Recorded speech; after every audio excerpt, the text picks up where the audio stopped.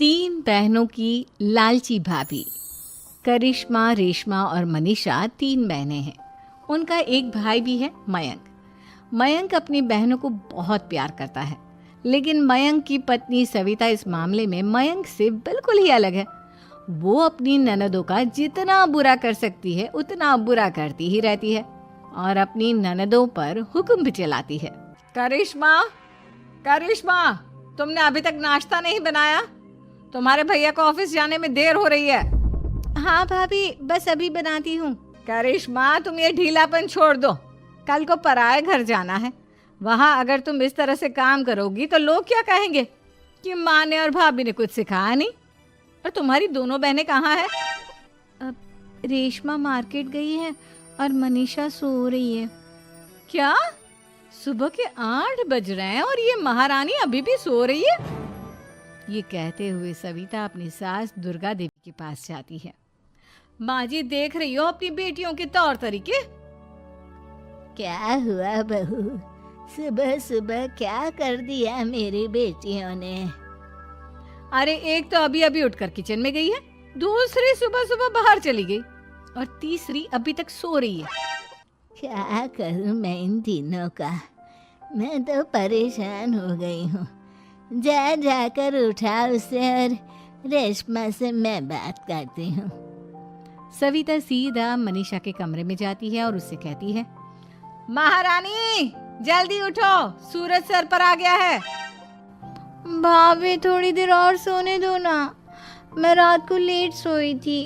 वो क्या है ना, यूनिट टेस्ट चल रहे हैं। शराफत से उठती है या नहीं, या फिर पानी की भरी बाल्टी डालूं तेरे ऊपर? नहीं नहीं भाभी, मुझे बिस्तर में नहीं लाना, उठती हूँ मैं। मनीषा जल्दी से उठकर बाथरूम में चली जाती है। सभी आराम से बैठकर नाश्ता कर रहे होते कि तभी रेशमा बाजार से हाथ में सामान लिए आ जाती है। रेशमा को देखते ही सविता उस पर बरस पड़ती है। लो, आ गई महारानी। ऐसा भी क्या सामान लाना था जो सुबह आंख मलते ही बाजार की तरफ रवाना हो गई? भाभी, कल आप ही तो चीख रही थी कि घर का सारा सामान मुझे ही लाना पड़ता है, घर में किसी को भी किसी काम से कोई लेना देना नहीं है। अब मैं बाजार जाकर सामान ले आई तो आपको इस बात से भी तकलीफ हो रही है? देख रही हो माँ जी, अपनी बेटी की जुबान कैंची से भी तेज चलती है। और मयंक, आप तो कुछ कहेंगे नहीं अपनी लाडली बहन को? रेशमा, अपनी भाभी से ऐसे बात नहीं करते। चलो माफी मांगो। भैया, मैं क्यों माफी मांगू? आप भाभी से बोलिए ना कि हम पर कम हुक्म चलाया करे। हम इस घर की बेटियां हैं और आपकी पत्नी की ननद है, नौकरानी नहीं। लो कर लो बात। इनकी भलाई के लिए कुछ भी बोलो तो इन्हें बुरा लग जाता है। इस घर में यही इज्जत है मेरी।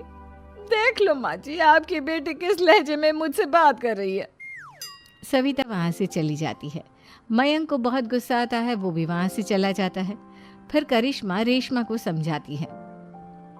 रेशमा, तुम्हें भाभी से माफी मांग लेनी चाहिए थी ना। लेकिन दीदी, मैंने कुछ किया ही नहीं, तो मैं माफी क्यों मांगू? हाँ करिश्मा दीदी, रेशमा दीदी जैसे ही घर में आई, भाभी ही उन पर चिल्ला रही थी। हाँ, मैं मानती हूँ कि गलती भाभी की थी। मैं तो इसलिए बोल रही हूँ कि भाभी ने माँ को तो पूरी तरह अपने वश में कर लिया है। वो हमारी बात सुनती ही नहीं। मयंक भैया हमारे लिए हमेशा खड़े रहते हैं, इसलिए उनकी बात का मान तो तुम्हें रखना चाहिए था ना। कोई फायदा नहीं दीदी, कुछ दिनों की बात और है, भाभी उन्हें भी हमारे खिलाफ भड़का देंगी। फिर वो भी माँ की तरह हमारी किसी बात का विश्वास नहीं करेंगे। इसी तरह सविता अपनी तीनों ननदों को किसी न किसी बात पर परेशान करती रहती थी। एक दिन मयंक अपनी तीनों बहनों के लिए गिफ्ट लाया। करिश्मा, ये तुम्हारे लिए हार का सेट। रेशमा, तुम्हारे लिए सुंदर सी ड्रेस।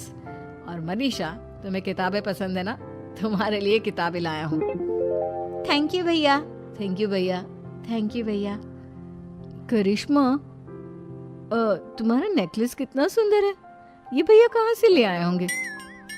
मैंने भैया को 3 दिन पहले फोन पर ये डिजाइन दिखाया था और आज भैया ये ले आए। सविता तो अपनी ननदों की गिफ्ट्स देखकर जल गई और करिश्मा का नेकलेस तो उसे भी बहुत पसंद आया था। अपनी बहनों के लिए कितना अच्छा नेकलेस लेकर आए हैं, मुझे कभी कोई गिफ्ट नहीं दिया। मैं आज ही ये हार चुरा लूंगी। रात में सविता करिश्मा का हार चुरा लेती है और इसी तरह उसे अपनी ननदों की जो भी चीज़ अच्छी लगती वो उसे मांगती नहीं, बल्कि रात के अंधेरे में चुरा लेती। इसी तरह दिन बीतते गए और सविता ने मयंक के दिल में भी उसकी बहनों के लिए नफरत पैदा कर दी।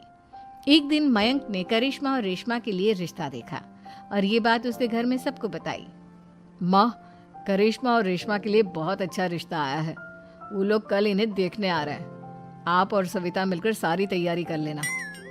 ये सुनकर करिश्मा और रेशमा खुश हो जाती हैं, लेकिन सविता सोचती है, अगर इन दोनों बहनों की शादी हो गई तो घर और बाहर का काम कौन करेगा? मनीषा तो एक नंबर की कामचोर है, उससे तो किसी बात की उम्मीद लगाना ही बेकार है। मुझे इस शादी को रोकना होगा। अगले दिन सभी लड़के वालों के स्वागत की तैयारी करने में लगे होते हैं। तभी मयंक अपनी बहनों से आकर कहता है, तैयार हो गई तुम दोनों? देखो, दोनों लड़के बहुत अच्छे हैं, मैं कोई कसर नहीं छोड़ना चाहता, इसलिए तुम उनके सामने अच्छे से बिहेव करना और अपनी भाभी से लड़ने मत लग जाना। करिश्मा, तुम वो नेकलेस पहन लो ना जो मैं तुम्हारे लिए लाया था। भैया, मैं बहुत देर से वो नेकलेस ढूंढ रही हूँ, लेकिन मुझे मिल ही नहीं रहा। क्या? तुमने नेकलेस खो दिया? तुम्हें पता भी है वो कितना महंगा था? तुम कोई काम ढंग से नहीं कर सकती। मयंक गुस्से में वहां से चला जाता है। थोड़ी देर बाद लड़के वाले भी आ जाते हैं। वो दोनों बहनों को पसंद कर लेते हैं और रिश्ता पक्का हो जाता है। लेकिन सविता के दिमाग में तो कुछ और ही खिचड़ी पक रही थी। वो पंडित जी के पास करिश्मा की कुंडली लेकर जाती है और उन्हें पैसे देकर करिश्मा की कुंडली बदलवा देती है। जब लड़के वालों के पास करिश्मा की कुंडली जाती है तो वो दुर्गा को फोन करते हैं।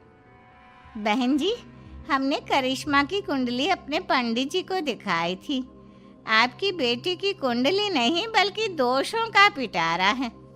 देखिए, मैं और मेरे पति इन सब बातों में बहुत विश्वास करते हैं, इसलिए हम आपकी बेटी से अपने बेटे की शादी नहीं करा सकते। इस तरह करिश्मा का रिश्ता टूट जाता है और सभी घर वालों को बहुत दुख होता है। अब कविता सोचती है, चलो, करिश्मा का तो रिश्ता टूट गया, अब रेशमा का भी रिश्ता तोड़ना है। क्या करूं, क्या करूं? अब सविता आवाज बदलकर किसी अननोन नंबर से रेशमा के होने वाले ससुराल में फोन करती है। हेलो, मैं कौन हूँ कौन नहीं ये आपके लिए जानना ज़रूरी नहीं। बस इतना सुन लो कि रेशमा का 2 साल से किसी के साथ अफेयर चल रहा है। बस रेशमा का रिश्ता तोड़वाने के लिए सविता का इतना कहना काफी था। अब रेशमा का भी रिश्ता टूट गया। मयंक और दुर्गा देवी ने रेशमा को खूब खरी खोटी सुनाई और उससे बार बार उस लड़के के बारे में पूछने लगी। आप दोनों मुझे क्यों परेशान कर रहे हो? अरे कोई लड़का होगा मेरी लाइफ में तो मैं बताऊंगी ना। जब कोई है ही नहीं तो कहाँ से लाऊं मैं कोई लड़का? तो तेरे होने वाले ससुराल वालों को फोन किसने किया था? माँ, मैं नहीं जानती किसने फोन किया था, मैं सच कह रही हूँ। मैं तो पहले ही कह रही थी, इसकी लगाम खींच कर रखो, लेकिन मेरी सुनता ही कौन है। आप चुप रहिए भाभी, ये सब आपका ही किया धरा है। अब तीनों बहनों को विश्वास हो जाता है कि ये सब उनकी भाभी ही कर रही है। तीनों बहनें अपनी भाभी को सबक सिखाने के लिए एक वकील कर लेती है और घर में हिस्सा मांगना। देखो भैया, माँ बाप की जायदाद में जितना बेटों का हक होता है उतना ही बेटियों का, इसलिए इस घर के 4 हिस्से होंगे और हमें अपना हिस्सा चाहिए। मैंने तुम्हारे लिए क्या क्या नहीं किया और तुम इस घर में हिस्सा मांग रही हो? भैया, आप और माँ हम बहनों की कोई बात नहीं सुनते हो और भाभी हमारी शादी नहीं होने देगी क्योंकि उन्हें लगता है कि आप हमारी शादी में ज़्यादा पैसा लगाओगे और उन्हें हम जैसी फ्री की नौकरानी कहाँ मिलेगी। तो हम भाभी के साथ तो रह नहीं सकते, हम बहनों को अपना हिस्सा चाहिए। अरे तुम्हें शर्म आनी चाहिए अपनी भाभी पर ऐसा इल्जाम लगाते हुए। वो तुम्हारे बारे में कितना सोचती है। हाँ माँ, भाभी हमारे बारे में बहुत सोचती है। दिन रात बस यही सोचती रहती है कि किस तरह से अपनी तीनों ननदों को परेशान करूं और कभी मुझे पढ़ने भी नहीं देती। दोनों बहनों का रिश्ता भी तो इन्होंने ही तोड़वाया है और रात में हमारे कमरे में आकर हमारी चीजें भी चुराती हैं। इसी तरह सविता की तीनों ननदें अपनी बात पर अड़ी रही। अब कोर्ट में तारीख भी शुरू हो गई। जब सविता को लगा कि उसकी तीनों ननद इतनी आसानी से नहीं मानने वाली, तो उसने अपने पति और सास को सारी सच्चाई बता दी और अपनी तीनों ननद से माफ़ी मांगी। मयंक और दुर्गा को भी अपनी गलती का एहसास हो गया। अब सविता खुद करिश्मा और रेशमा के लिए अच्छा रिश्ता ढूंढती है और उनकी शादी करवाती है।